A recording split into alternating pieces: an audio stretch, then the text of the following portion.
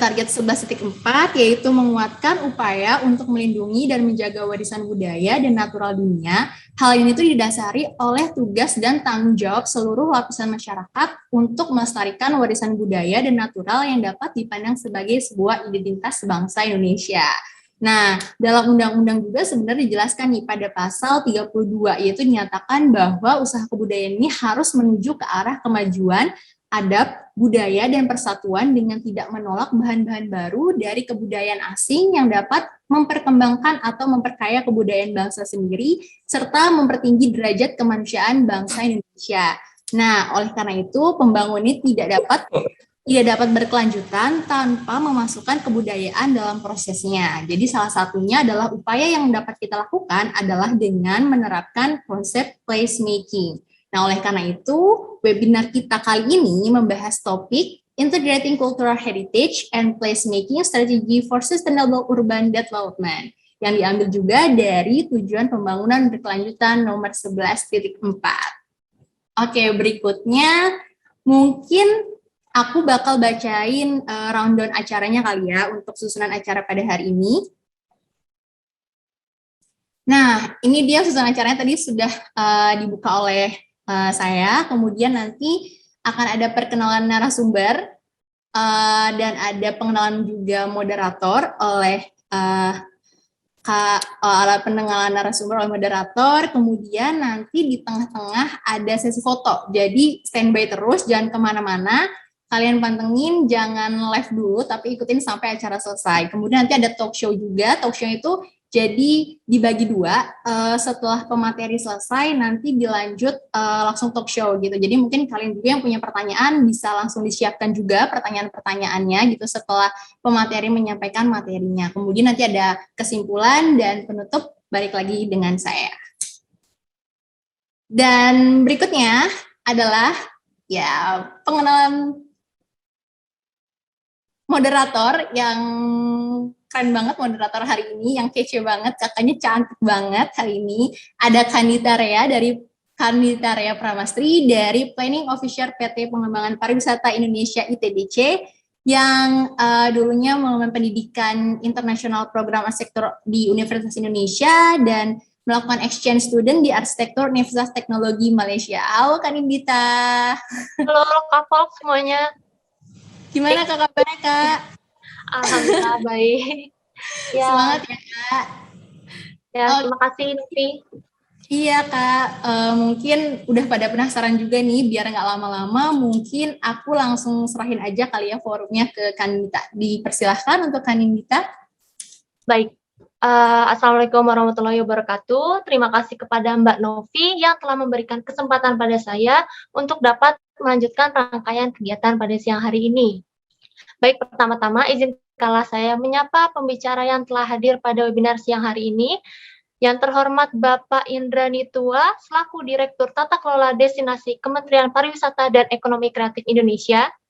Kemudian yang kami hormati, yang akan datang di sesi kedua, yaitu Bapak Handoko Hendroyono, selaku CEO dari M-Block Space Jakarta. Dan tak juga lupa saya ucapkan terima kasih kepada peserta Local Fox yang telah hadir pada kesempatan istimewa hari ini. Melanjutkan dari Mbak Novi tadi, di era global saat ini dapat kita lihat banyaknya perkembangan dan percepatan pembangunan perkotaan yang cukup pesat dan cukup masif di sekitar kita. Namun, tak dapat dipungkiri bahwa pembangunan tersebut tidak dapat berlangsung secara berkelanjutan tanpa adanya implementasi warisan budaya masyarakat di sekitarnya. Salah satu upayanya yaitu dengan penerapan placemaking strategi. Seperti yang kita ketahui, placemaking merupakan cara atau upaya di mana masyarakat dapat mengubah tempat mereka dan menemukan identitas diri mereka di tempat mereka tinggal. Oleh karena itu, lebih detailnya lagi akan kita bahas dalam webinar siang hari ini yang bertopik Integrating Cultural Heritage and Placemaking Strategy for Sustainable Urban Development. Bagaimanakah cara upaya menjaga dan melestarikan warisan budaya yang terdapat di kawasan perkotaan saat ini dengan strategi placemaking? Marilah kita simak pemaparan dari kedua pemateri yang masing-masing akan berlangsung selama 15 menit, di mana nanti setelah sesinya akan berlangsung sesi talk show. Baik, next slide. Sebelum kita masuk ke sesi pemateri, akan saya bacakan terlebih dahulu aturan forum. Yang pertama, peserta wajib menggunakan akun Zoom berdasarkan nama asli yang didaftarkan sebelumnya. Kedua, peserta diharapkan untuk menjaga ketertiban selama acara webinar berlangsung. Ketiga, peserta wajib memahami dan mengikuti tata cara sesi tanya-jawab sebagai berikut. Bagi peserta yang ingin bertanya, harap mengajukan pertanyaan melalui chat box Zoom yang ditujukan kepada co-host yang didahului tujuan pertanyaan dan ditujukan kepada siapa pertanyaan tersebut. Tim Lokal Lab akan menyeleksi pertanyaan yang masuk sehingga nanti akan dipilihkan dan disampaikan kepada narasumber. Panitia penyelenggara berhak mengeluarkan peserta yang tidak mengikuti aturan. Baik, next slide. Baik, teman-teman, pemaparan akan berlangsung oleh dua pemateri, yaitu Bapak Indra Nitua dengan Bapak Handoko Hendroyono. Yang pertama, pemaparan akan dilakukan oleh Bapak Indra Nitua. Next slide. Sebelumnya, saya bacakan terlebih dahulu ya, background-nya dari Bapak Indra ini telah melakukan menyelesaikan studinya di jurusan Keuangan University of Wollongong, New South Wales, Australia, dan Teknik Mesin dari Institut Teknologi Bandung. Saat ini Bapak Indra Nitua selaku Direktur Tata Kelola Destinasi di Kementerian Pariwisata dan Ekonomi Kreatif Indonesia.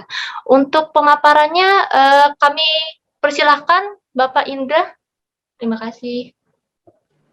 Terima kasih Bu Nindi. Sebetulnya harusnya bosnya Bu Nindi nih, Ari Prasetyo nih yang bicara. Ya, Pak Niti, saya sampaikan salamnya. Gila, sampaikan. Kami baru coba ketemu beberapa kali. Jadi ini agak susah saya bicara di sini karena forumnya forum ilmu spesifik. Basic saya teknik mesin, jadi bedanya teknik mesin dengan teknik arsitek lah, mungkin di beberapa di sini. Kalau teknik mesin itu antara garis dan garis itu ketemu harus nggak boleh ada lebihnya, mentok. Jadi kalau arsitek masih boleh tuh lebih kiri lebih kanan, nah itu yang mendasar.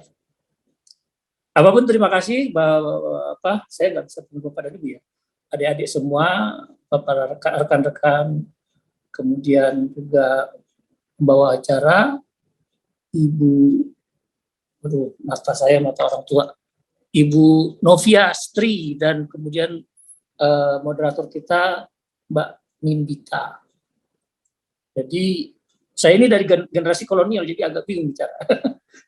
Jadi gini, terima kasih atas undangan ini dan salam hormat dari Pak Vincent Sisdemadu, Deputi Bidang Pengembangan Infrastruktur dan Destinasi Kementerian Pariwisata dan Ekonomi Kreatif untuk undangan. Jadi kami sangat-sangat berterima kasih. Ini adalah bagian dari satu programnya Pak Menteri, namanya kolaborasi. Kolaborasi artinya bekerja sama dengan, saya bisa menganggap di unsur Pentahelix, kawan-kawan ini dari unsur akademisi atau komunitas. Jadi ini adalah satu langkah kita. Karena apa? Membangun pariwisata itu sebetulnya tidak bisa dibangun.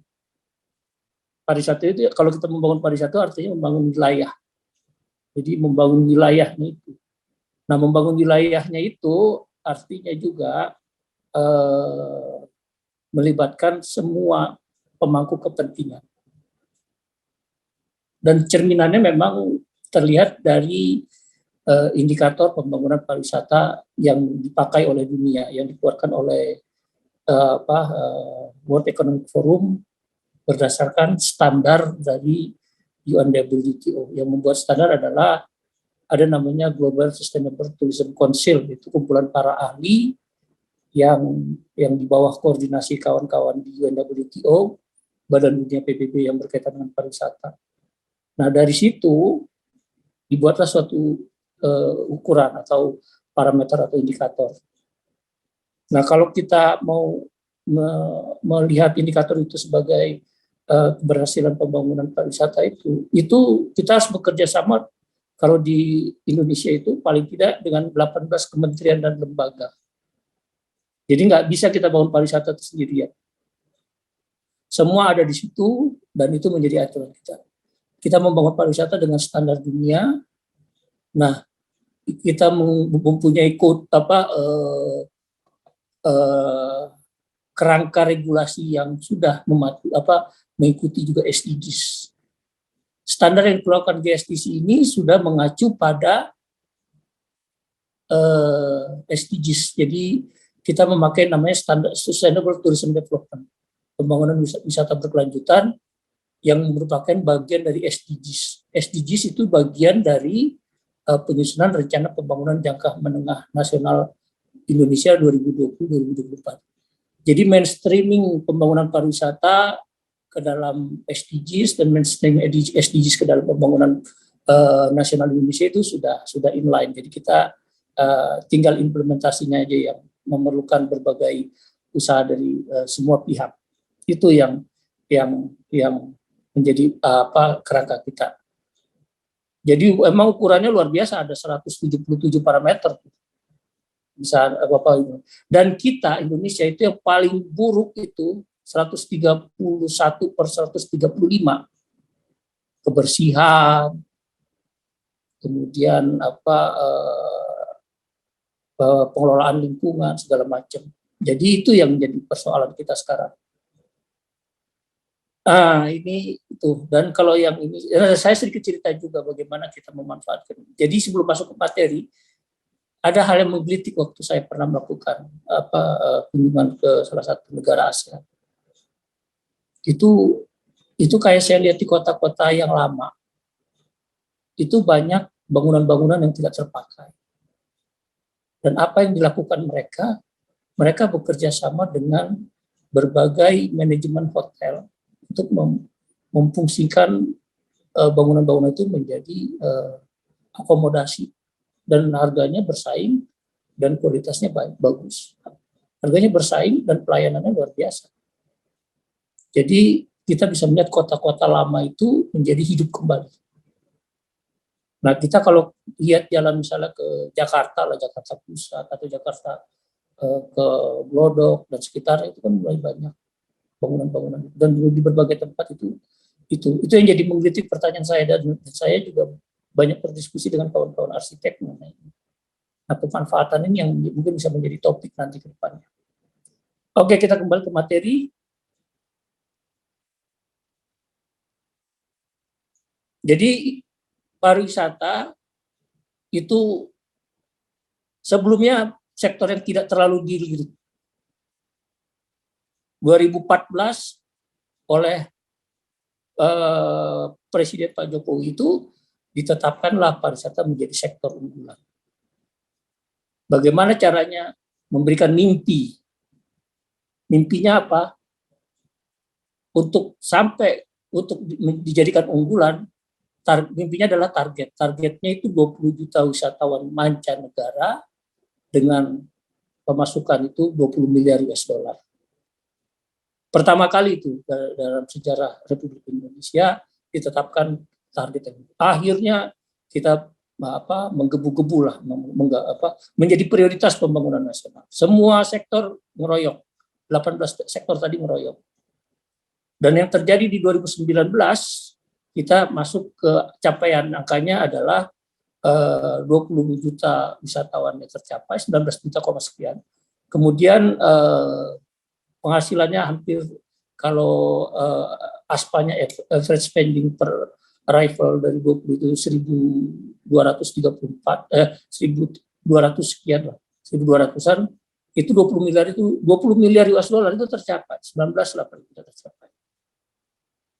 Jadi secara bukti, secara dan angkanya bukan kita yang menghitung, angkanya oleh BPS. ASPA itu yang menghitung BPS. Dan itu membuktikan bahwa kita punya potensi dan kita sudah pernah mencapai angka itu. Dan itu menempati posisi nomor 2 terbesar penyumbang devisa bagi Republik Indonesia. Jadi kita sebetulnya lebih gaya dari sektor migas. Yang ngalahin kita cuma sektor batu bara. Tapi kan batu bara tidak sustain, tidak berkelanjutan. Nah, kita memakai yang sustain. Sustainability kita itu kan berdasarkan 3 kerangka utama. Sustainability pariwisata, memberikan manfaat ekonomi bagi masyarakat, kemudian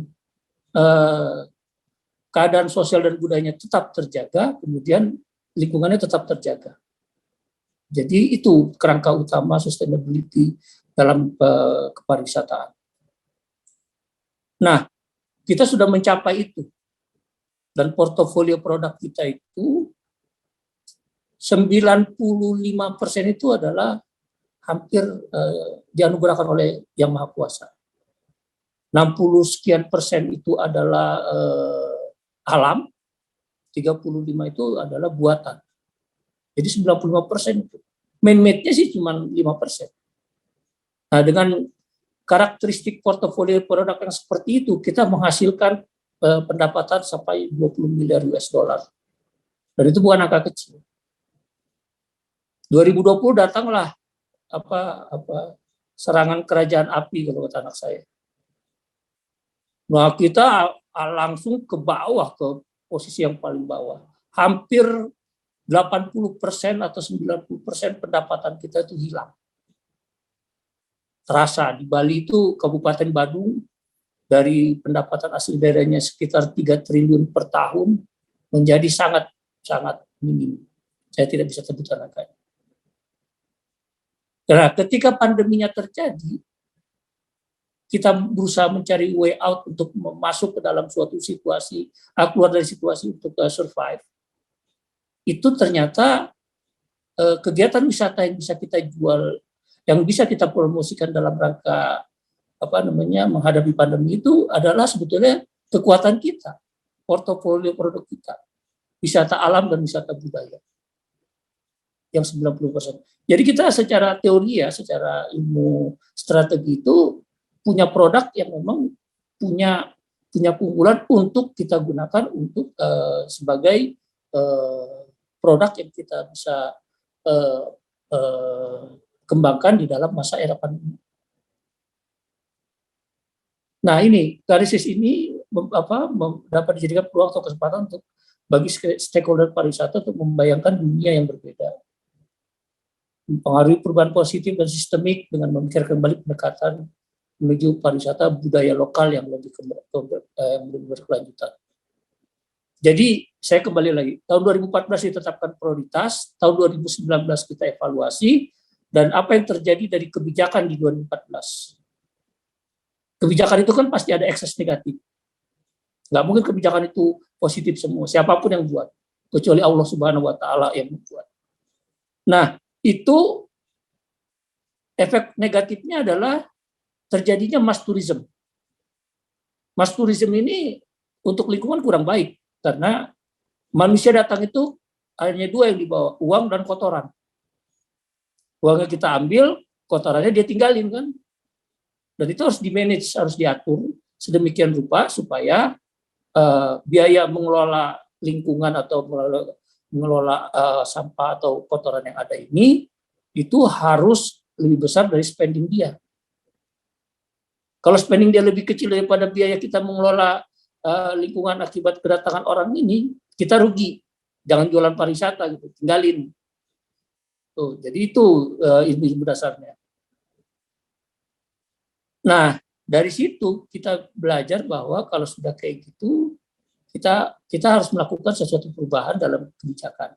Di dalam RPJM itu, makanya kita masuk sustainability juga. 2016 kita mengadopsi sustainability itu dalam Peraturan Menteri Pariwisata nomor 14 tahun 2016 dan itu sudah kita revisi nomor 9 tahun 2021. Jadi kita baru revisi karena GSDC-nya juga merubah parameter utama. Nah, berikutnya, jadi pariwisata itu bergerak di dalam tatanan sustainability-nya juga. Lanjut. Nah, ini yang saya sampaikan tadi. Kita punya 65% portofolio produk kita adalah alam dan alam dan budaya. Nah, itu kita juga punya masing-masing. Marine tourism 35% sebetulnya bisa lebih besar karena 80% Indonesia adalah perairan. Kemudian ada ekoturism itu juga. Kemudian adventure tourism, dan ini adalah sesuatu yang bisa kita jual di dalam masa pandemi. Kemudian ada heritage dan pilgrim tourism. Jadi heritage ini menjadi suatu yang menarik, dan pilgrim itu atau kalau kita bisa mungkin wisata religi sekarang. Ya, wisata religi itu merupakan suatu produk-produk yang bisa kita jual. Kita punya gereja Cengho, kita punya Borobudur, kita punya budaya untuk mengunjungi makam-makam para wali. Kita juga punya budaya berziarah. Jadi tidak hanya semua agama itu punya budaya berziarah. Kami pernah melakukan juga misalnya kunjungan ke makamnya penyebar agama Kristen di Toba, dan itu memang luar biasa makam mention itu. Jadi kita bisa jual semua itu. Jual itu dalam arti untuk kepentingan masyarakat. Jadi kalau kita bicara sustainable itu, masyarakat ini harus jadi subjek dan objek pembangunan sendiri. Jadi seperti demokrasi, dari masyarakat untuk masyarakat dan untuk masyarakat dan juga oleh masyarakat. Kalau tidak ada oleh masyarakatnya, kita tinggalin. City dan village tourism. Nah, kebetulan saya saat ini sedang mendalami desa wisata. Desa wisata itu punya peran yang luar biasa, dan itu salah satu motor konkret yang untuk pembangunan Indonesia. Jadi kalau kita mengenalkan suatu pendekatan. Jadi bukan Indonesia yang membangun desa wisata, tapi desa wisata yang akan membangun Indonesia. Karena apa? Keragamannya luar biasa. Kemudian melibatkan seluruh masyarakat. Banyak hal-hal yang bisa kita ambil positif. Bisa menekan urbanisme, bisa urbanisasi, bisa menekan membangkitkan sektor-sektor pariwisata. Lanjut aja ini. Kulturnya juga kita sudah ada. Saya pikir ini bisa dibaca, lanjut. Izin, mohon maaf Bapak Indra, mungkin bisa percepat ya, karena waktunya kurang lebih 5 menit lagi ya Pak. Nggak ada masalah. Nih, jadi kita punya kekeragaman kita itu. Jadi portofolio produk kita sangat lengkap dan sangat bervariasi. 17.000 pulau, 6.000 9 heritage yang UNESCO. Kita juga punya geopark dan kelasnya dunia, beberapa juga sudah masuk Universal Global Geopark. Kemudian etniknya kita punya 1.300 dan di mana sama buku. Ini adalah portofolio produk kita. Jadi ini adalah satu yang bisa kita jual untuk meningkatkan pariwisata. Lanjut. Nah, jadi ini placemaking dalam heritage site itu bisa dilihat di tabel ini, saya nggak begitu kebaca, tapi prinsipnya lanjut aja dulu, nanti saya kembali ke sana. Nah, kita punya untuk World Heritage Indonesia punya Borobudur, kemudian Subak, kemudian Prambanan, kemudian juga Sangiran. Sangiran ini dan Ombilin. Ombilin ini adalah tambang yang ada di Sumatera Barat sana. Kemudian kita punya Taman Nasional Komodo dan Taman Nasional Lawrence di Papua. Kemudian rainforest, tropical rainforest. Kita punya tiga negara di dunia yang punya tropical rainforest: Indonesia, Brazil, dan Kongo. Jadi kita punya, ini adalah portofolio pariwisata. Kemudian Ujung Kulon National Park. Ini adalah lokasi dan sudah diakui oleh UNESCO. Walaupun beberapa sekarang mendapatkan peringatan seperti Komodo, Borobudur. Nah, ini Borobudur ini kita harus bangun. Jadi arahannya Presiden itu membangun Borobudur itu jangan membangun seperti, kan Borobudur ini agak lain dibanding dengan lingkungan yang lainnya. Jadi kalau kata Presiden itu jangan seperti membangun planet lain di suatu lokasi. Jadi sebetulnya nanti ya dilakukan pendekatan dengan membangun desa-desa wisata atau destinasi-destinasi wisata dengan karakteristik arsitektur yang mengacu kepada kebudayaan lokal setempat. Itu jadi jangan kita membuat itu menjadi sesuatu yang modern atau bukan modern yang lain nuansanya. Itu arahannya Presiden dan kita sedang berusaha masuk ke situ, dan karena saat ini kita mendapat peringatan dari UNESCO mengenai bisa dikeluarkannya Borobudur dari World Heritage List ini, kalau kita tidak melakukan sesuai dengan kerangka-kerangka pembangunan berkelanjutan, untuk itu ini sampai tahap pimpinan nasional memetakan, dan kita sedang membuat skenario untuk menyelamatkan ini semua. Lanjut. Wisata budaya melibatkan 4 elemen utama: pariwisata, pemanfaatan aset budaya, konsumsi produk, pengalaman, dan wisata.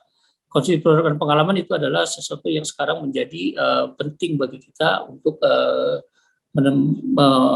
mengkomunikasikan pariwisata ini ke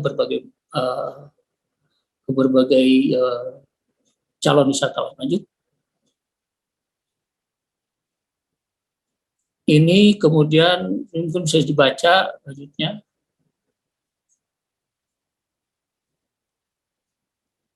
Nah, strategi kita mengembangkan wisata budaya itu mendukung pembuatan atau storytelling. Jadi kita sedang membuat storytelling. Misalnya di Borobudur itu kita sedang membuat storytelling bekerja sama dengan universitas-universitas yang ada di sana, sehingga orang-orang atau para wisatawan itu tidak harus naik ke Borobudurnya. Kita akan menggunakan teknologi AR dan VR, bahkan kalau mungkin nanti dengan teknologi hologram untuk mencoba mendevelop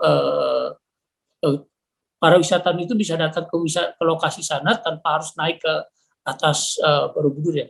Semua reliefnya, semua storytelling itu kita sedang coba itu kan. Jadi trail of civilization yang ada di sekitar itu sedang dilakukan pengerjaannya. Jadi ceritanya, kemudian bagaimana media penyampaian itu sedang dilakukan. Dan itu kita persiapkan karena dalam beberapa saat ke depan akan ada pertemuan pemimpin negara-negara G20, dan salah satu promosi pariwisata yang kita coba lakukan adalah mempromosikan Borobudur dengan pendekatan yang baru ini. Jadi orang tidak perlu harus naik ke Borobudurnya, tapi mendapat melihat Borobudur itu dengan berbagai teknologi yang ada sekarang. Nah, itu menyusun strategi pemanfaatan cagar budaya. Jadi cagar-cagar budaya yang ada sekarang, baik yang seperti di Dieng, kita akan buat sedemikian rupa Dieng itu, sehingga cerita mengenai sejarah, mengenai universitas besar yang ada di Dieng itu bisa kita buat storytellingnya. dari berbagai studi-studi yang dilakukan dan juga berbagai narasumber yang ada. Nah, pola perjalanan tematik heritage yang tadi saya bilang, seperti di Borobudur kita sedang membuat tale of story-nya, jadi trackingnya atau the trail of civilization. Jadi bagaimana perjalanan sejarah Borobudur itu dari awal dan bagaimana masyarakatnya itu nanti kita juga akan lakukan di desa-desa wisata di sekitar sana. Kemudian mempromosikannya nanti kalau itu sudah jadi, itu sedang dikerjakan saat ini. Kita bekerja sama dengan Dirjen Kebudayaan, kemudian dengan PUPR, Direktorat Jenderal Cipta Karya. Lanjut.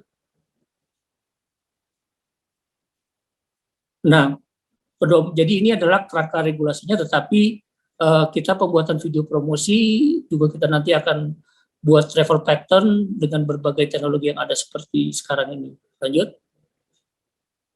Sayangnya saya belum bisa memaparkan itu karena masih dalam proses pembuatan. Nah, itu. Pengembangan interpretation center ini bukan perlu dipikirkan, sudah dikerjakan ini dengan teknologi virtual reality dan augmented reality sebagai replikasi fisik monumen situs budaya sehingga wisatawan tetap dapatkan pengalaman dan pengetahuan yang sama tanpa harus bersentuhan secara fisik.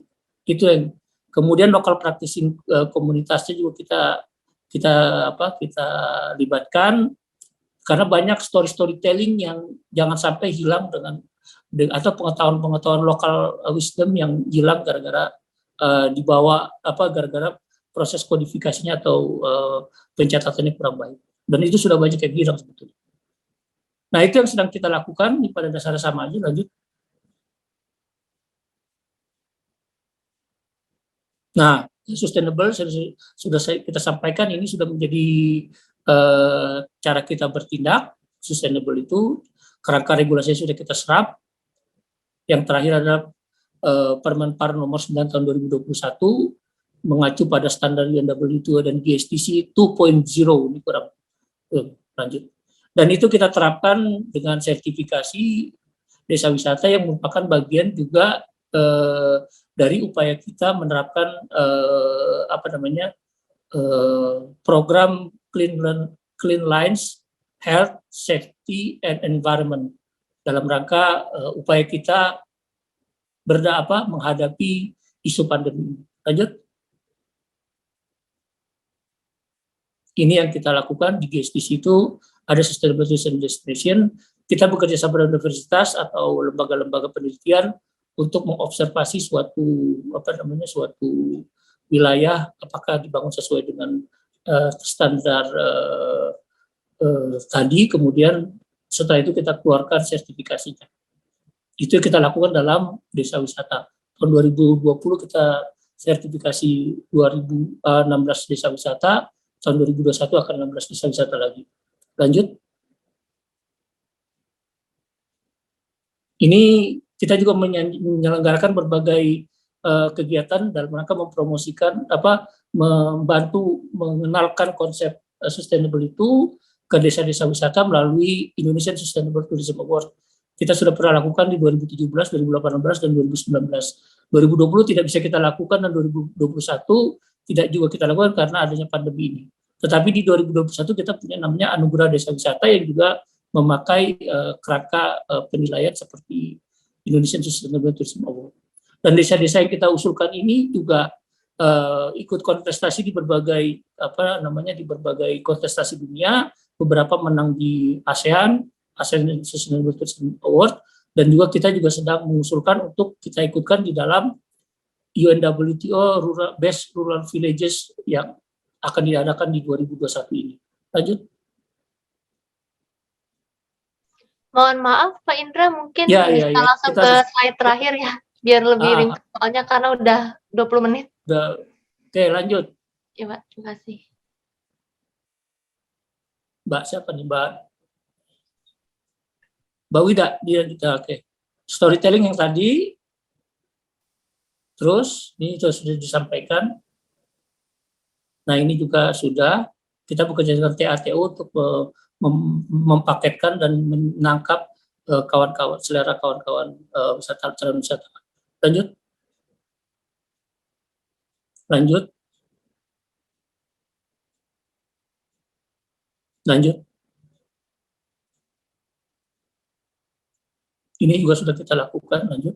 Pemaketan.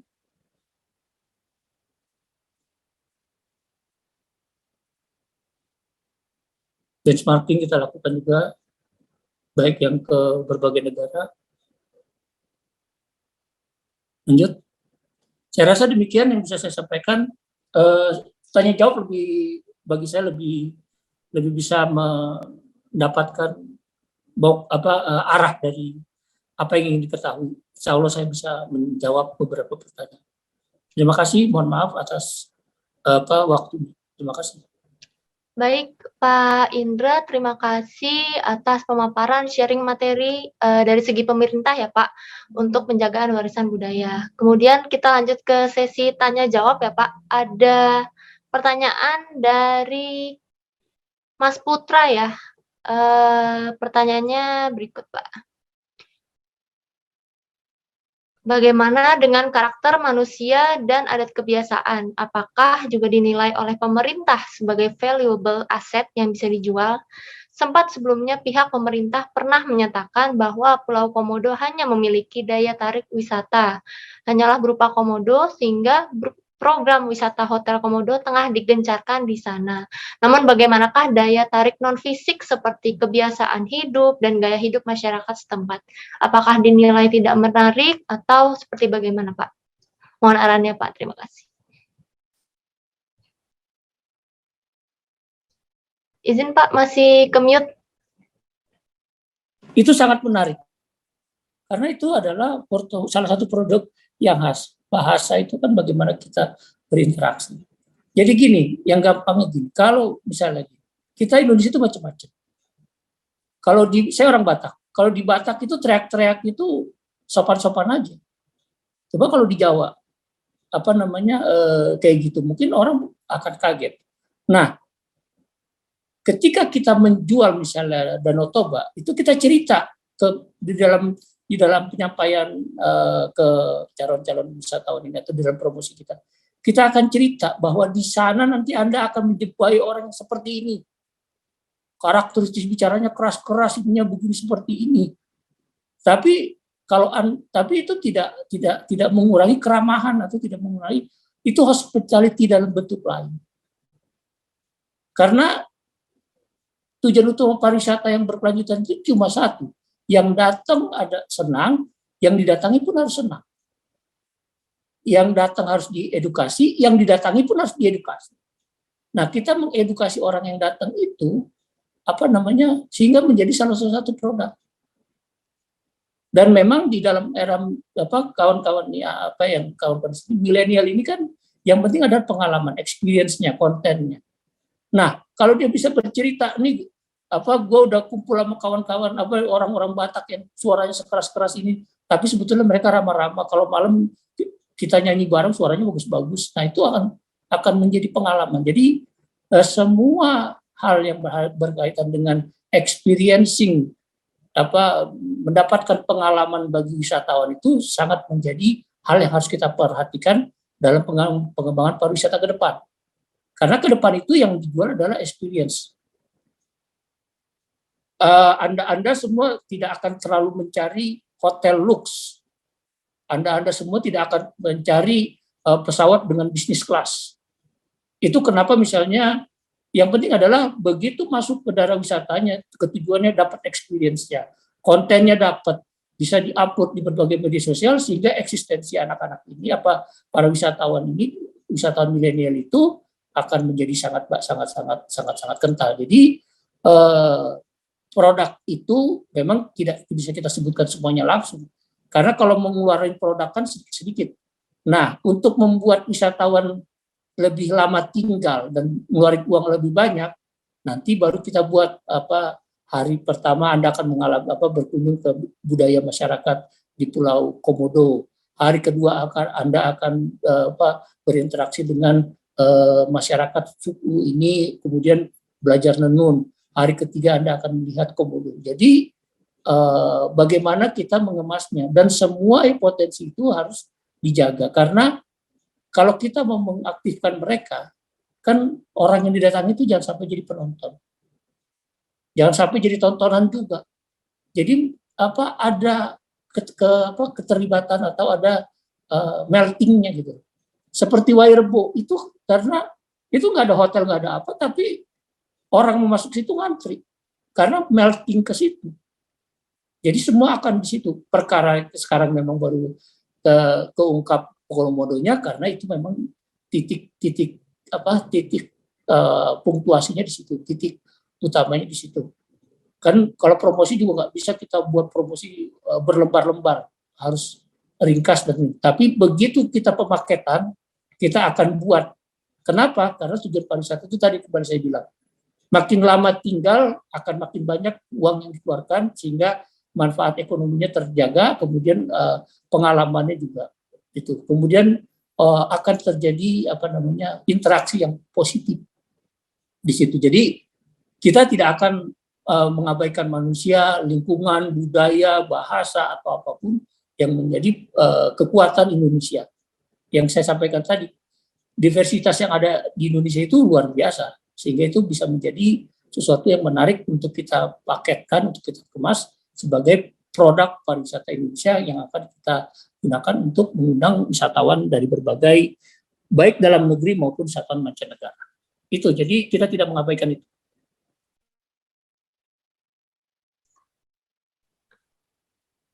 Ya, baik Bapak Indra, mungkin satu pertanyaan lagi ya Pak dari saya. Penasaran aja nih, gimana dari segi pemerintah, strategi atau pendekatan dalam konteks 3A. Mungkin Pak Indra nggak asing ya dengan istilah ini. 3A yaitu atraksi, aksesibilitas, dan amenitas. Begitu Pak. Mungkin singkat aja nggak apa-apa kalau misalnya mau jelasin. Atraksi, aksesibilitas, dan amenitas. Iya, jadi sebetulnya aksesibilitas adalah yang kita gunakan, atraksi, aksesibilitas, dan amenitas itu yang kita penuhi adalah sebetulnya standar pelayanan minimumnya dulu. Jadi kita membangun bandara itu kan tidak hanya untuk kepentingan masyarakat, kebutuhan pariwisata. Jadi kebutuhan dasar manusia yang ada di wilayah tersebut harus terpenuhi, seperti air, listrik atau apapun utilitas. Nah, ketika itu terpenuhi, itu dengan serta-merta akan juga menjadi salah satu upaya kita mempromosikan bahwa kalau Anda datang ke di sana, Anda akan menerima aksesibilitas. Kemudian atraksi yang ada juga, kita akan bekerja sama dengan berbagai dengan anak-anak muda di sana, dengan komunitas di sana, untuk membangun kekuatan lokal. Karena dengan atraksi yang tadi itu, orang yang datang di sana nggak bengong, jadi tahu harus ngapain dan bisa ikut mengambil pengalaman dari situ. Kemudian amenitas itu termasuk juga tempat makan, restoran, kemudian akomodasi dan segala macam. Atraksi, aksesibilitas, dan amenitas. Amenitasnya itu, atraksinya itu, aksesibilitasnya itu. Jadi 3A itu adalah persyaratan dasar dalam pembangunan pariwisata, terutama pembangunan destinasi. Setelah itunya oke, tetapi kadang-kadang nggak terlalu juga, misalnya aksesibilitas. Kalau kita mau balik ke Wairebo itu aksesibilitasnya luar biasa, sulit. Anda ke Labuan Bajo, Anda naik mobil mendekati Wairebo itu nanti Anda jalan kaki dulu 2-3 jam, tetapi karena atraksinya di sana atau destinasinya sangat menarik, hal yang sifatnya aksesibilitas yang kita rasa kurang, itu nggak jadi masalah. Karena ada memang wisatawan ini macam-macam. Nah, kita bagaimana membungkusnya, yang penting standar pelayanan minimum yang dipersyaratkan, itu kan standar dunia, itu kita upayakan terpenuhi. Itu. Jadi untuk aksesibilitas, atraksi, dan itunya dulu yang dilihat. Nah, atraksinya itu menggali potensi setempat. Itu yang utama. Itu pengembangan itu di situ. Jadi kita juga kadang-kadang jangan terlalu berpikir kurang jalan tol, itu belum tentu juga itu kebutuhan. Kadang-kadang memang kebutuhan, kadang-kadang enggak. Jadi kita akan lihat per destinasi secara spesifik mengenai keunggulannya. Kalau dia unggul dan orang mencari itu, ya udah. Yang penting kan bahwa destinasi yang ada sudah terpasarkan, sudah punya wisatawan yang mau datang. Nah, wisatawan ini juga macam-macam, nanti kita kembangkan.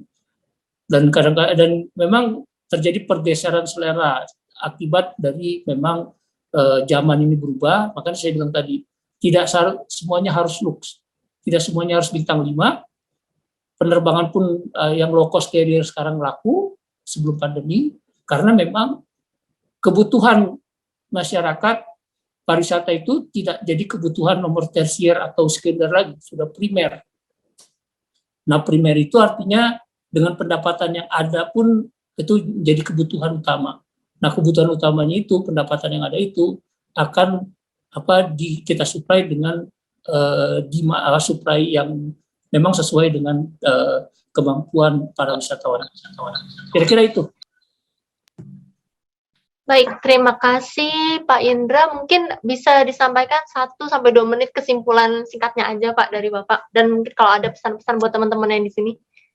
Ya, pesannya berwisatalah. Karena dengan berwisata pikiran Anda akan terbuka.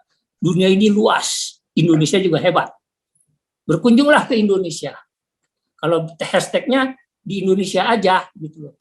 Jadi ke Indonesia itu luar biasa. Kalau Anda semua bergerak di Indonesia begitu, itu terjadi, ini bicaranya ekonomi, jadi terjadi pergerakan ekonomi. Dan itu tidak akan jauh kemana-mana. Dari masyarakat Indonesia, untuk masyarakat Indonesia, dan oleh masyarakat Indonesia. Kita itu 275 juta loh.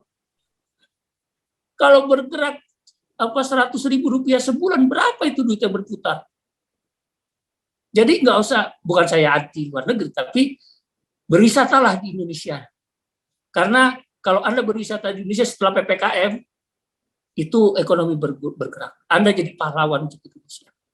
Ya.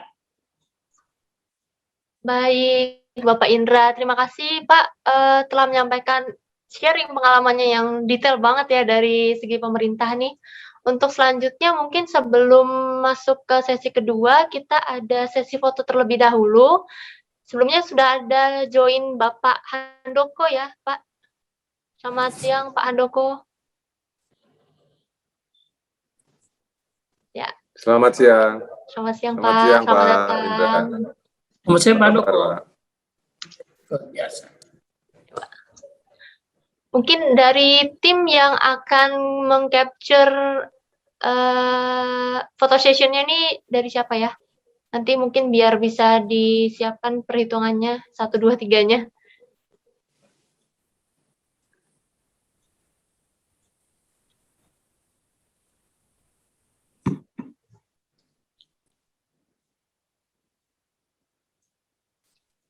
Oke, kita udah siap ya. foto bersama dulu ya. Ya, ini ada 6 page, nanti jadi siap-siap stay senyum aja dulu ya. Untuk page pertama, silakan dihitung dari tim. Oke, untuk yang pertama, kita mulai. 1, 2, 3. Oke, page kedua. 1, 2. Tunggu, masih ada yang lengkengnya. 1, 2, 3. Oke, apa masih ada? Oh, satu lagi. Terakhir. 1, 2, 3.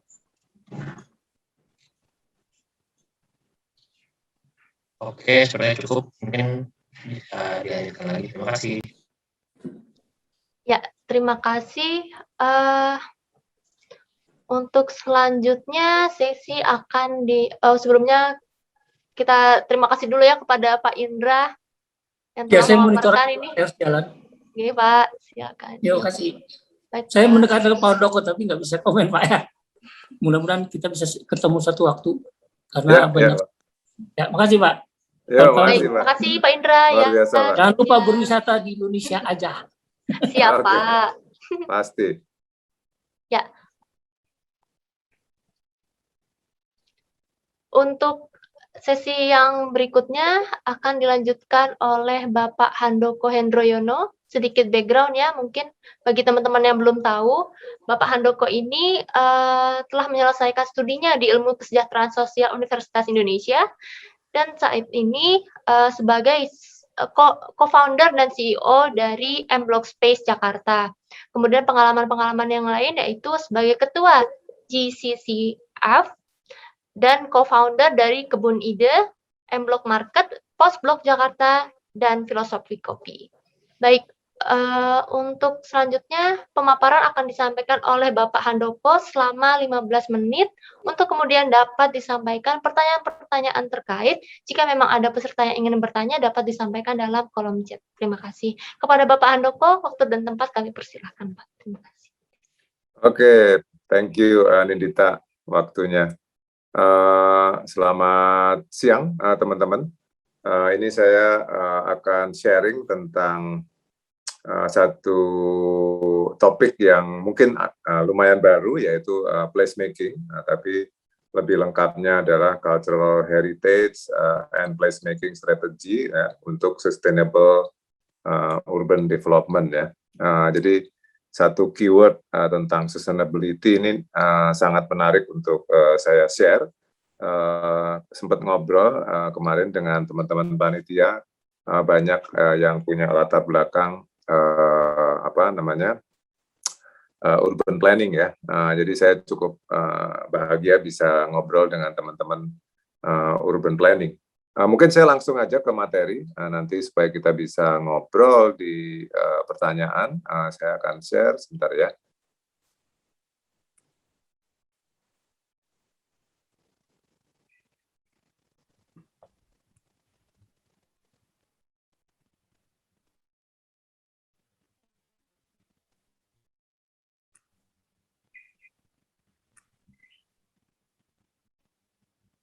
Ya, udah cukup jelas? Ya, halo, udah keluar gambarnya? Halo? Ya Pak, sudah. Udah ya, oke. Ya, saya kasih judul Sustainable Placemaking. Jadi mungkin saya akan cerita tentang, saya hobinya gambar, jadi saya banyak gambar-gambar tangan saya yang akan saya share. Memang yang saya share ini pengalaman pribadi, jadi saya akan bercerita saja sebenarnya. Dan ini salah satu pendorong saya berkreasi, karena saya latar belakangnya sebenarnya orang kreatif gitu, lama di advertising agency sebagai desainer, sebagai creative director. Jadi intinya adalah salah satu orang yang sekarang sangat berpengaruh di planet ini gitu ya, termasuk saya adalah Greta ya, Greta Thunberg, anak umur 17 tahun sekarang, sudah 17 tahun, udah remaja, yang menghebohkan dunia dengan gerakan-gerakan dia gitu ya, gerakan protes sebenarnya. Dan ini bisa kita mengerti karena problem yang begitu banyak di planet ini, sementara solusinya tidak imbang gitu ya. Solusinya kita masih kedodoran gitu ya. Kayak kemarin misalnya di Kompas menulis tentang bahwa Jakarta akan tenggelam segala macam ya. Dan ini bukan cerita soal Jakarta aja, di kota-kota lain juga gitu ya. Tiba-tiba Singapura banjir segala macam ya. Dan ini sebenarnya justru membuat saya merasa bahwa kita ini harus punya energi untuk menjadi kreatif gitu ya. Nah, yang pertama adalah saya akan cerita tentang storytelling atau placemaking dan storytelling. Kenapa penting? Karena menurut saya storytelling ini menjadi motor utama dalam kita membangun sebuah space ya, sebuah place. Kita harus membangun soul-nya, kita harus membangun nyawanya gitu ya. Kita harus membangun gregetnya gitu ya. Nah, pertama saya belajar dari placemaking ini, sebenarnya saya belajar dari Filosofi Kopi yang sudah cukup lama ya, 6 tahun lalu ya. Saya sama Ciko, sama Rio, sama Angga membuat film Filosofi Kopi dan menggarap sebuah tempat, which is itu tempat bekas syuting bukan bekas ya, tempat syuting itu kita jadikan sebagai kedai kopi. Tempatnya agak berantakan di Blok M, listrik kesana kemari sampai sekarang berantakan, dan akhirnya ini justru menjadi cikal bakal bagi saya pribadi pembelajaran tentang placemaking. Ketika dari sebuah tempat kita mengembangkan strategi, mengembangkan taktik-taktik supaya tempat ini hidup gitu ya. Dan di situ saya cukup intens dengan Blok M ya, karena waktu itu yang menjadi CEO pertamanya Filosofi Kopi adalah saya. Tentu bareng-bareng dengan Angga, Ciko, Rio, kita menggarap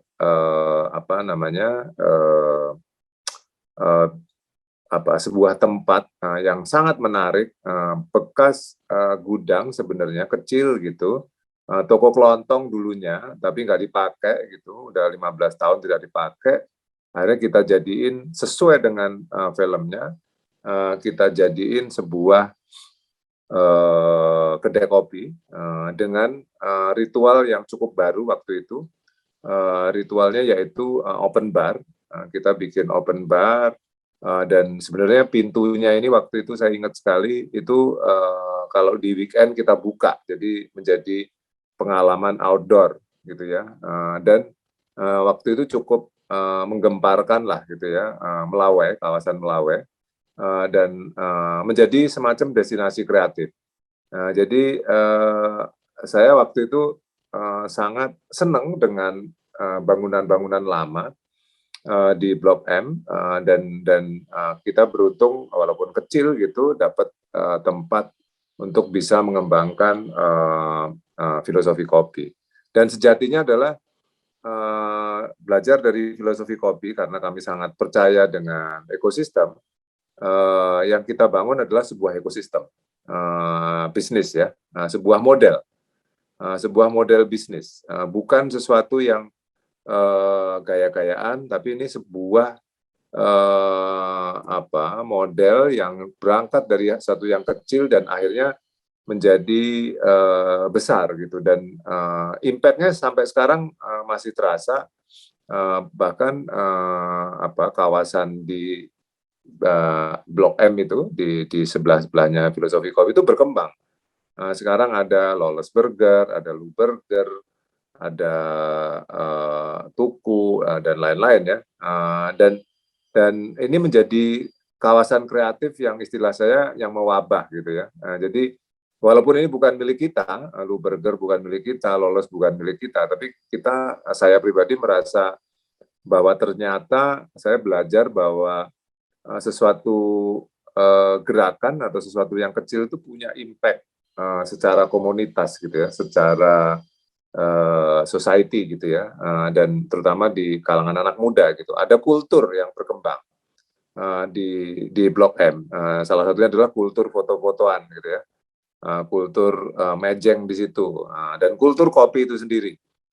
Di awalnya kami rajin open bar, waktu itu istilahnya cup testing, jadi coffee testing gitu, dan itu menjadi ritual yang menarik waktu itu, ketika kita membuat ruang diskusi tentang kopi, dan akhirnya kayak ada semacam dialog gitu tentang kopi itu sendiri, dialog tentang sumber-sumber kopi dari mana, dialog tentang bagaimana barista harus membuat kopi dan lain-lain gitu ya. Jadi ruang diskusi. Jadi filosofi kopi Melawai yang kecil itu menjadi ruang diskusi. Nah itu pembelajaran saya pertama tentang placemaking. Nanti saya akan cerita kenapa filosofi kopi itu penting banget bagi saya. Karena berikutnya adalah saya bersama teman-teman yang lain mengembangkan M Block, sebuah kawasan yang tidak jauh dari filosofi kopi, dan itu menjadi hub kreatif yang akhirnya berkembang sampai hari ini gitu ya. Dan ini menyadarkan saya tentang bahwa kita harus membangun sebuah koneksi yang genuine gitu ya. Kita harus membangun social environment gitu ya, harus membangun impact gitu ya. Dan berikutnya dari filosofi kopi, terus M-Block, akhirnya kita juga akan menggarap tempat-tempat di Post-Blok, di Surabaya, di Jogja, dan lain-lain gitu. Jadi ini sebuah pengalaman yang sangat berharga bagi saya. Oke, hal lain yang saya pelajari adalah saya beruntung sekali walaupun saya kuliah di FISIP, saya sangat suka seni, saya pernah beberapa kali bikin instalasi. Seni, saya pernah berkolaborasi dengan teman-teman arsitek, dengan teman-teman musisi, bikin di Java Jazz 4 kali dengan biaya yang cukup mahal memang, ya tentu dengan sponsor. Kami melakukan bikin eksperimen ruang gitu, dan ternyata responsnya sangat bagus gitu ya, di ajang Java Jazz. Saya merangkul teman-teman yang sangat aktif di Rotan, sangat aktif di arsitek dan musik gitu. Ini sebuah pembelajaran lain bagi saya bahwa ternyata kita harus mampu membuat ruang-ruang yang dekat dengan publik, ruang-ruang yang engage dengan publik gitu ya, tentu dengan kultur ya, dengan pendekatan seni gitu ya. Dan akhirnya saya sama teman-teman membuat sebuah spirit gitu ya, yang akhirnya jadi perusahaan, namanya adalah Ruang Riang. Jadi Ruang Riang adalah menurut saya sebuah approach yang menurut saya menarik, bahwa kita perlu membangun sebuah ruang-ruang yang menggembirakan gitu ya. Kenapa ini perlu? Karena saya melihat di Indonesia ini jarang sekali ruang publik yang digarap menjadi energi kreatif, energi yang positif bagi masyarakat gitu kan. Dan ini sebenarnya saya ciptakan untuk mendorong satu hal yang memang saya perjuangkan sekali, yaitu brand lokal keren. Jadi Ruang Riang ini sangat penting menjadi etalase dari brand lokal keren. Makanya saya ngotot sekali bareng teman-teman untuk bikin M-Block, dan M-Block itu tidak menerima brand asing gitu ya. Akhirnya saya suka menulis buku, udah ada 4 buku, dan yang ruang publik, tidak sekedar kafe yang kita ciptakan bareng-bareng Bung Glad, ada Mas Yakob, dan lain-lain, itu adalah M-Block, sebuah kawasan yang tidak dipakai, kawasan heritage sebenarnya sangat berharga, kita pakai untuk membangun M-Block space, yang akhirnya kita berkembang, walaupun akhirnya kena COVID, kena pandemi sampai sekarang, dan ya kita lagi berat, tapi saya sangat yakin bahwa tempat ini mempunyai makna yang sangat besar gitu, dan akan berkembang gitu ya. Jadi intinya adalah, halo, sorry lagi, sorry, saya pikir ini ada, masih on saya? Masih, Pak, masih on. Masih ya, saya takut kalau putus. Oke, intinya adalah ada satu istilah setelah placemaking, itu adalah place branding. Jadi pendekatan katakanlah city branding atau pendekatan pengembangan tempat, pengembangan space, itu saya yakini sudah berubah pendekatannya. Jadi saya sangat percaya dengan placemaking dan kemudian menjadi place branding. Ini yang membawa saya juga menjadi konsultan dari Sarinah sekarang. Sarinah, saya sangat suggest, sangat push mereka untuk pendekatannya adalah placemaking. Pendekatan placemaking adalah pendekatan yang sebenarnya harus community driven approach, harus pengembangan komunitas. Kalau diperhatikan di M-Block, itu bukan masalah fisik aja, tapi pengembangan komunitas. Bagaimana kita mengelola komunitas, bagaimana kita mendesain detail-detail dari tempat itu untuk komunitas gitu ya, untuk masyarakat gitu ya. Bagaimana kita memfasilitasi social interaction, bagaimana kita mengimprove community quality life, dalam hal ini misalnya UKM, terus ya community improvement, public participation, dan akhirnya branding. Ini sangat penting sekali. Dari awal memang ini kita konsep bahwa M-Block ini adalah sebuah narasi yang punya cita-cita kuat sekali, yang hubungannya dengan culture sebenarnya. Jadi kita bilangnya sebagai House of Vibrant Geeks and Creative Culture. M sendiri dari segi naming itu bisa bermakna musik, meetings, makers, meals, dan lain-lain, movement, movies, melawai, dan terakhir adalah money. Karena at the end of the day harus menghasilkan uang, dan ini kebetulan milik Peruri gitu, dan kita mengembangkan ekosistem yang menjadi kultur baru, menjadi semacam ritual baru gitu ya, dan ini ada live house, ada etalase brand lokal, kita melakukan kuratorial, dan akhirnya berkembang menjadi sebuah ekosistem. Pak, mohon maaf, mungkin bisa dipersingkat lagi karena waktu pemaparan 5 menit lagi. Oke, 5 menit lagi ya? Iya, Pak. Thank you. Ya, jadi ini ekosistemnya didrive oleh musik yang pertama, dan kita sudah memasuki tahap kedua, yaitu kita membuka yang namanya M-Block Market ya, sebuah kawasan yang menjadi etalase UKM-UKM gitu ya, dengan pendekatan kolaborasi gitu ya. Oke, berikutnya adalah SDGs ya. SDGs ini satu hal yang penting.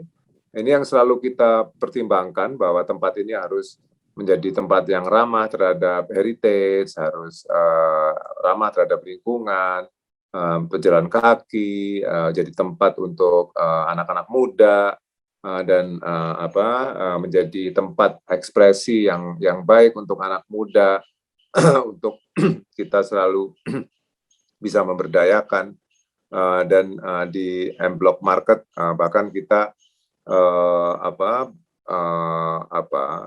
menggarap hulu dan hilir. Kita banyak bekerja sama dengan petani, misalnya dengan para makers, jadi unsur pemberdayaannya sangat kuat. Kita juga membangun digitalnya menjadi tempat yang baik untuk pengelolaan lokalitas, dan ini spirit gotong royongnya juga sangat kuat, membangun komunitas juga sangat kuat, dan seperti saya bilang tadi kita bangun digitalnya, dan akhirnya salah satunya adalah M-Block Market ini menjadi tempat yang meaningnya sangat banyak, dan kita akan banyak buka M-Block Market karena seperti rencana di awal ini harus menjadi sebuah kekuatan pemberdayaan lokalitas. Kita juga ekosistemnya secara sustainable ekonomi kita bangun platformnya tadi istilahnya O2O ya, offline ke online.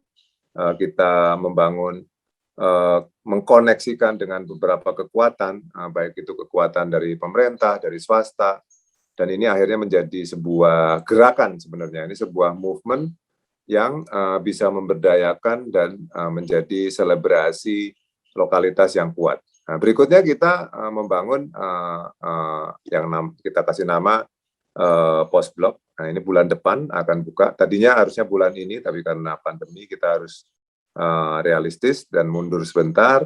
Ini di Pasar Baru sedikit lain, game changer baru. Ini menjadi ruang selebrasi kultural Batavia, sebuah tempat yang menarik menurut saya, gimana secara tempat sangat keren gitu, karena ini bangunan lebih tua tahun 1917. Ini akan mudah-mudahan menjadi game changer baru bagi tempat destinasi kota tua, karena ini sangat bagus bangunannya. Kita beruntung sekali bisa berkolaborasi dengan kantor pos, dan tempat ini akhirnya kita rancang menjadi sebuah brand baru yang namanya Postblok.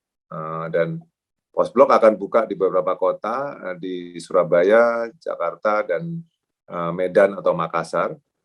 Dan ini meyakinkan saya bahwa sesuatu yang tua itu justru sesuatu yang sangat menjual gitu ya, sangat keren gitu. Dan berikutnya adalah nih sharing saya terakhir, mungkin 2 menit lagi saya membantu Sarinah. Sarinah adalah tempat ground zero-nya brand lokal Indonesia. Saya akan engage publik, partisipasi publik dengan lokalitas, dan ini akan bisa menjadi kalau kita bicara Sarinah, kekuatan Jakarta gitu. Dan saya sebenarnya punya cita-cita untuk membangun koneksi yang kuat ya tentang brand lokal ini dari Cipete, M-Block, Sarinah, dan Postblok. Ini menjadi seiring dengan kekuatan MRT kita ngembangin Sarinah ya, dan menurut saya ini sesuatu yang sangat luar biasa dan kita bisa kembangkan, dan akhirnya Sarinah bisa menjadi sentral yang kuat tentang brand lokal. Yang satu lagi JNM Block, ini Jogja National Museum, belum buka, lagi persiapan, tapi sudah soft opening, sudah bisa dikunjungi di Jogja. Ini tempat yang sangat luar biasa. Kurang lebih begitu dari saya. Terima kasih. Baik, terima kasih Pak Andoko. Sangat kreatif ya Pak pemaparannya. Mungkin buat teman-teman sangat menginspirasi nih kalau misalnya mau bikin pemaparan industri-industri kreatif seperti ini. Baik Pak, untuk selanjutnya mungkin langsung ke sesi tanya jawab ya Pak. Ada satu pertanyaan dari peserta. Mas siapa ini ya? Beliau sudah pernah membaca tulisan Pak Handoko di buku Artisan Brand. Yang ingin ditanyakan yaitu bagaimana membuat narasi placemaking yang relevan bagi warga sekitarnya. Dilihat dari setiap distrik, setiap kota itu beda-beda karakteristiknya. Gimana cara membuat placemaking yang se-inklusif mungkin atau justru harus sespesifik mungkin karakternya dengan masyarakat sekitar. Ya, oke, langsung saya jawab ya. Ya Pak. Oke, tadi ada satu keyword yang menarik adalah inklusif ya, inclusivity. Jadi tidak boleh eksklusif, tapi justru inklusi, punya sifat terbuka gitu ya. Nah, kalau ditanya bagaimana, saya ini punya, memang tidak saya presentasikan di sini, saya punya satu kata yang menurut saya sangat penting, jadi kunci gitu, yaitu pain point, pain sakit ya. Jadi titik yang membuat kita sakit, itu tuh penting sekali untuk kita jadiin justru awal kita bikin sebuah tempat. Nah, contoh ya, contoh pain point misalnya, nggak usah ngomong placemaking dulu, misalnya kayak seorang Nadine itu berangkatnya dari pain point. Wah, Jakarta itu mau pergi ke satu tempat ke tempat lain bisa lama banget gitu ya, dan jalan keluarnya ternyata pakai ojek gitu ya, Gojek gitu ya, dan di situ tapi juga dia tahu pain point-nya adalah ketika naik ojek, saya naik ojek misalnya harus nawarnya juga kadang-kadang mahal, dan maaf misalnya bau misalnya ya. Nah itu justru pain point dari dia dan dari publik itu dicari jalan keluarnya, dan akhirnya keluarlah Gojek. Nah hampir sama dengan spirit itu, saya juga punya pain point. Misalnya pain point-nya adalah tadi yang saya cerita, nggak ada brand lokal yang benar-benar diangkat di sebuah tempat misalnya. Itu pain point saya karena saya kesel gitu kan.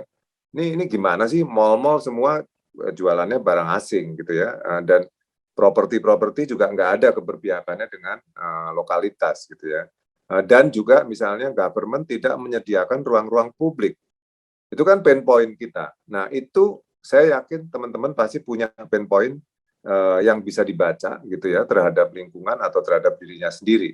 Nah, berangkatlah dari pain point atau katakanlah problem solving, itu yang bisa menjadi letupan semangat yang akhirnya bisa mengeluarkan sebuah inovasi-inovasi gitu. Kurang lebih seperti itu jawaban saya.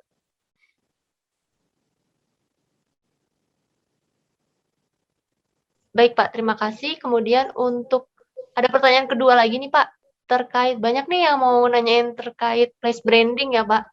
Ya. Salah satu contohnya di pertanyaan ini ada yang menanyakan, apakah pada saat pembangunan filosofi kopi pada awalnya memang sudah direncanakan placemaking di area M Block Space? Ataukah branding yang timbul terlebih dahulu terkait filosofi kopi yang menggerakkan lokasi tersebut? Dan apakah placemaking dan place branding dapat bergerak secara bersamaan? Terima kasih Pak. Ya, yang pertama saya harus jawab jujur, enggak. Tadi kalau ngomong, saya tahu istilah placemaking itu juga belum lama. Jadi waktu mengerjakan filosofi kopi, motivasinya berbeda. Motivasinya adalah pengembangan IP. IP itu intellectual property. Waktu itu saya sama Angga Cikorio kayak, wah kenapa ya Indonesia kok nggak bisa bikin kayak Disney gitu ya, atau Mickey ya, Mickey Mouse. Disney kan terkenal dengan dulu kan Mickey Mouse ya. Terus dari Mickey Mouse akhirnya IP-nya dibesarin gitu. Hanya gara-gara tikus gitu ya katakanlah ya. Bisa membuat tempat wisata yang begitu besar gitu ya, Disney World. Bisa bikin hotel dengan tema Disney segala macam. Tanpa kita sadari bahwa yang kita lakukan adalah semangat pengembangan ekonomi kreatif yang dasarnya adalah sebuah cerita dan space.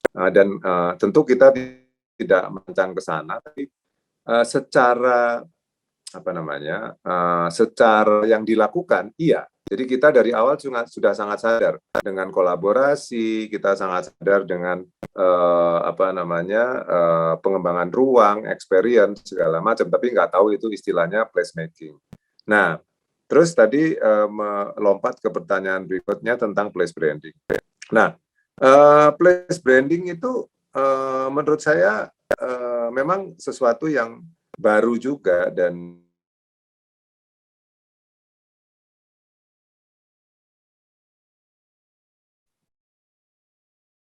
Halo Pak, izin masih ke mute Pak. ya, oke, sorry tadi terputus. Udah nyambung? Ya, Udah Pak. Place branding itu sebenarnya juga sesuatu yang saya pelajari cukup baru gitu ketika di negara-negara lain, di kota-kota lain itu banyak pendekatan yang sifatnya justru place branding ya, kayak misalnya kayak Porto gitu ya, kota-kota di Portugal, atau katakanlah contoh yang lain di Portugal juga namanya Lisboa ya, Lisbon. Itu gara-gara satu arsitek yang dirancang sangat menarik, akhirnya sebuah kota itu bisa berkembang ya. Nggak beda dengan Paris lah ya. Paris itu kan digerakkan oleh sebuah tata kota yang placemaking-nya sangat kuat gitu. Amsterdam juga gitu. Jadi menurut saya place branding harus menjadi sebuah dorongan untuk kita membangun sebuah katakanlah rekayasa ekonomi gitu, atau bagaimana membangun sebuah kemakmuran dari sebuah tata kota yang menurut saya bisa sangat dahsyat kalau pendekatan ini dipakai. Mungkin itu jawaban saya. Terima kasih. Baik, terima kasih Bapak. Untuk kemudian ada pertanyaan yang cukup beda nih dari peserta Mas Raffi ya, Mas Raffi dari Undip. Beliau mau menanyakan terkait masalah cara konservasi bangunan yang pada kasus ini yaitu khususnya M Block atau lebih spesifiknya lagi filosofi kopi Kota Lama Semarang yang memang menggunakan bangunan cagar budaya. Kemudian untuk kedua pertanyaannya yaitu masalah keberlangsungan dan keberlanjutan ekonomi atau bisnisnya Pak. Terima kasih. Ya, oke. Spesifik tentang cagar budaya, contoh yang paling baik menurut saya adalah post blok ya. Karena post blok itu dibangun di atas sebuah bangunan tahun 1917 yang disebut sebagai kawasan Pasar Baru disebut sebagai Weltevreden. Mungkin teman-teman pernah dengar tentang Weltevreden. Weltevreden itu artinya kawasan yang membahagiakan, ya, kawasan yang membahagiakan. Kenapa? Karena di tahun 1880-an sampai 1890-an itu terjadi sebuah wabah penyakit yang sangat dahsyat di Fathahillah, di sekitar Fathahillah, di Kota Lama, di Sunda Kelapa ya. Dan akhirnya terjadi ada banjir rob di situ dan memang lingkungannya buruk sekali sehingga muncul banyak penyakit gitu. Terus akhirnya orang-orang Belanda itu yang elit itu pindah dari sana menuju ke kawasan Lapangan Banteng yang kita sebut sebagai Weltevreden tadi. Nah, jadi intinya poin saya adalah kantor pos itu memiliki narasi yang sangat penting bagi Batavia atau bagi Jakarta. Dan kami tim arsitek terutama itu harus mendapat approval dari sebuah dewan gitu yang bertanggung jawab terhadap cagar budaya. Karena tempat itu adalah tempat yang dikategorikan sebagai tempat yang cagar budaya. Nah, dari praktek apa yang kita lakukan di Post Blok, saya melihat bahwa unsur cagar budaya ini sangat penting dan kita harus kelola dengan baik. Banyak sekali aturan-aturannya dan itu justru baik. Misalnya menjaga keaslian, tidak boleh semena-mena segala macam, dan itu sesuatu yang menurut saya harusnya logikanya akan baik untuk kepentingan bisnis juga, karena itu akan melindungi kita terhadap keberlanjutan bisnis. Kurang lebih seperti itu. Dan kalau kita ngomong di dunia, sebenarnya cagar budaya ini hubungannya sama SDGs ya, Sustainable Development Goals yang saya sebut tadi. Kita nggak boleh melakukan pemerkosaan katakanlah ya terhadap bangunan-bangunan lebih dari 50 tahun. Dan itu sebenarnya sudah menjadi konvensi internasional. Itu juga terjadi juga di taman-taman sebenarnya, taman-taman yang sudah lama. Jadi itu jawabannya. Terima kasih. Baik Pak, udah mulai dapat ya teman-teman buat yang penasaran sama jawaban Pak Handoko terkait keberlangsungan cagar budaya ini. Kemudian yang terakhir mungkin dari isu yang kita hadapi saat ini ya Pak, mungkin ada pertanyaan dari terakhir ya, karena takutnya waktunya belum sempat untuk semuanya terjawab. Dari Asia Lutfiah ITB, beliau menanyakan terkait penerapan placemaking dalam era pandemi saat ini.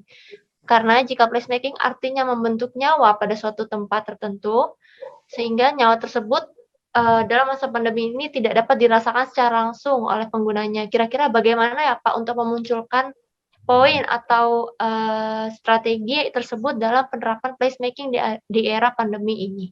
Mohon arahannya Pak, terima kasih. Ya, oke. Itu pertanyaan yang sangat baik ya. Memang sangat challenging pandemi ini dan saya beranggapan bahwa pandemi ini akan berpengaruh di banyak bidang.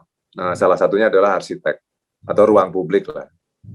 Ruang publik harus diredefinisi ulang. Nggak usah jauh-jauh deh. Kita ngomong di rumah kita aja deh, rumah kita yang tadinya kita kalau di Jakarta ya menjenguknya hanya tiap malam gitu ya, kita kayaknya nggak memperhatikan sudut-sudut rumah gitu. Dengan adanya pandemi ini kita sangat harus justru karena tiap hari di rumah kita jadi mungkin konsep rumah akan berubah gitu. Kenapa? Karena kita nggak akan ada tamu. Tapi juga kita akan sering Zoom meeting, segala macam. Jadi menurut saya akan berubah. Demikian juga dengan ruang publik. Menurut saya ruang publik itu justru harus menjadi solusi, dalam hal ini placemaking, harus menjadi solusi problem yang ada di masyarakat dalam hal ini dengan adanya pandemi ini gitu ya, dan pasca pandemi pasti saya rasa kita memakai masker itu akan akan lama ya, tetap akan berjalan gitu ya. Nah disitulah bukan mungkin kita harus berpikir tentang outdoor area, tentang ruang-ruang luar yang harus dirancang ulang, harus diredefinisikan gitu ya, sehingga menjadi sesuatu yang justru menjadi solusi gitu, bahwa tempat yang aman seperti ini gitu ya. Dan akhirnya itu tetap menjadi energi utama, karena saya yakin sekali manusia tidak bisa lepas dari space, dari tempat, dari experience sebenarnya. Dan kita tahu tahun 2022 ini akan menjadi year of apa istilahnya hybrid. Hybrid itu tetap membutuhkan ruang, membutuhkan experience, membutuhkan rasa gitu ya.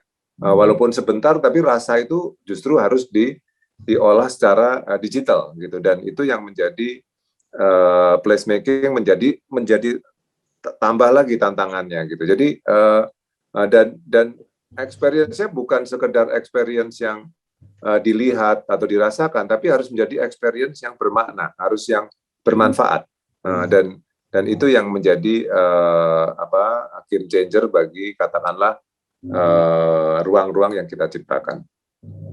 Mungkin itu, terima kasih. Baik, terima kasih Bapak Handoko dan teman-teman yang udah menanyakan ya. Mohon maaf kalau misalnya ada yang belum terjawab karena waktu sudah mepet. Untuk selanjutnya mungkin dari Pak Handoko mungkin ada kesimpulan yang dapat disampaikan 1-2 menit ke depan bisa, atau pesan-pesan yang boleh disampaikan ke teman-teman semua. Ya, saya mengajak sebenarnya teman-teman untuk membuat tempat-tempat yang bermanfaat sebanyak mungkin ya di kota manapun juga gitu ya. Bayangkan kalau kita punya banyak tempat-tempat yang bermanfaat gitu ya, angle-nya bisa macam-macam, angle-nya bisa pariwisata, bisa creative hub, cultural hub, dan lain-lain. Itu akan membuat kemakmuran yang sangat baik, dan menjadi ruang-ruang publik, menjadi ruang-ruang yang menjadi stress release gitu ya, menjadi ruang-ruang lepas kita gitu, kita menjadi berbahagia, menjadi riang gitu dengan ruang-ruang itu, dan dengan begitu mudah-mudahan kita semua akan makmur lahir batin, dan akhirnya Indonesia bisa menjadi negara yang secara kultural dan kreatif itu bisa mengalahkan ya negara-negara lain juga gitu, atau tidak kalah dengan negara-negara lain, misalnya kayak Jepang, Korea, Melbourne misalnya. Itu sih dari saya. Baik Pak, terima kasih atas paparannya mengenai penerapan konsep creative cultural placemaking dalam strategi penjagaan warisan budaya di perkotaan. Banyak banget yang kita dapat pelajaran hari ini dari Pak Handoko, bahkan sampai ke preservasi bangunan lama ya teman-teman semua. Jadi untuk menyimpulkan penyampaian dari Pak Indra dengan Pak Handoko, mungkin saya simpulkan sedikit. Dari kedua pemateri tersebut disampaikan bahwa strategi yang dapat diterapkan untuk pelestarian warisan budaya yaitu mengengage dalam segi experience yang dapat disampaikan dari tiap-tiap destinasi maupun kawasan wisata. Namun dengan strategi tersebut disampaikan berbeda ya caranya, upayanya. Kalau dari Bapak Indra itu dapat disampaikan untuk keberlangsungannya, karena era yang sangat global ini, beliau menyampaikan melalui pendekatan travel pattern yang diterapkan dalam storytelling untuk pendekatan kepada masyarakat yang dekat dengan teknologi saat ini. Untuk Bapak Handoko sendiri, karena industri kreatif yang diangkat dari topik pembahasannya saat ini, sehingga dapat dipastikan bahwa pendekatan yang dapat berlangsung yaitu dengan mengkoneksikan social environment yang awalnya belajar dari kebiasaan sosial dan budaya masyarakat setempat, sehingga didapatkan strategi untuk penjagaan pelestarian warisan budaya. Baik, sekian teman-teman sekalian. Mungkin selanjutnya saya kembalikan kembali ke MC Mbak Novi. Dipersilahkan. Terima kasih. Terima kasih Kak Nindita. Selamat datang juga tadi buat Pak Handoko ya. Terima kasih pemaparannya luar biasa, keren banget. Buat Pak Indra juga mungkin yang masih bergabung. Terima kasih juga Pak tadi atas pemaparannya, keren banget, luar biasa. Mungkin atas pemaparannya saya pribadi dengan tim Local Labs mengucapkan terima kasih banyak dan terima kasih sudah berkenan untuk mengisi acara Lokal Talks yang ketiga pada hari ini. Untuk materi-materi yang disampaikan luar biasa, sangat menarik sekali. Semoga ilmu yang didapatkan hari ini juga bisa bermanfaat untuk kita semua. Amin. Saya juga mau ngingetin buat teman-temannya semua, teman-teman Local Talks dan teman-teman webinar, jangan lupa juga untuk mengisi form feedback dan absensi untuk mendapatkan sertifikat nantinya, dan link drive materi setiap narasumber nanti akan disampaikan di sana gitu. Jadi jangan lupa untuk mengisi. Oke, mungkin sudah hampir di penghujung acara. Terima kasih juga untuk semua yang hadir, dan jangan lupa juga untuk follow akun Instagram @locallab.co dan ikutin terus updatean terkini dari Lokal. Terima kasih semuanya, selamat siang dan sampai jumpa di Lokal Talks berikutnya. Terima kasih Mbak Novi. Terima kasih Bapak, teman-teman semua yang sudah hadir. Izin dulu ya. Iya Pak. Terima kasih. Kalau ada acara saya diundang, pengen dengerin, enak, menarik. Oh, siap. Ya. Masih ada kayaknya. Belajar saya sini asli Pak. baru nih. Cara pikirnya luar biasa. Saya harus belajar itu. Siap Pak. Ya, Ya, Pak, terima makasih kasih ya. juga Pak Indra. Makasih. Penonton juga Terima kasih apa-apa banyak saya. Pak Indra. Ya, Pak Handoko luar biasa Pak Handoko. Oh ya Pak Indra, makasih Pak Indra. Ya, Makasih. kapan-kapan Salam mampir Pak saya sehat-sehat ke sana. semua. Yes, Siap. sehat-sehat.